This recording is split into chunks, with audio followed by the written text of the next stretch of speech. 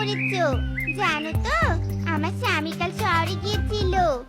দেখো দেখো, আমার জন্য কি সুবাসযুক্ত সাবান এনেছে। সাবানের এমন সুবাস যে 5 বনে ছড়িয়ে পড়েছে।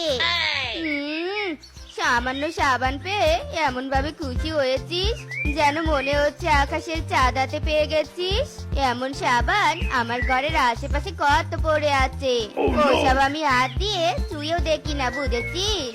থাক ভাগিনী দিদি থাক, আর ডব্বাজি করতে হবে নি। কত সাবান পড়ে থাকে তোমার বাড়ির আশেপাশে, তা তো আমি প্রতিদিনই দেখতেই পাই। তোমার সাথে কথা বলে আমার কোনো লাভ নেই, আমি চললুম।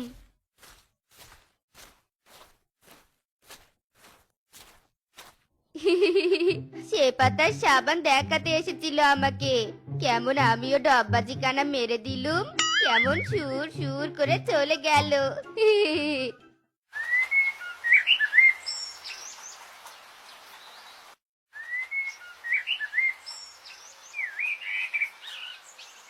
বউ, আজ হাতে বেশি টাকা পয়সা নেই।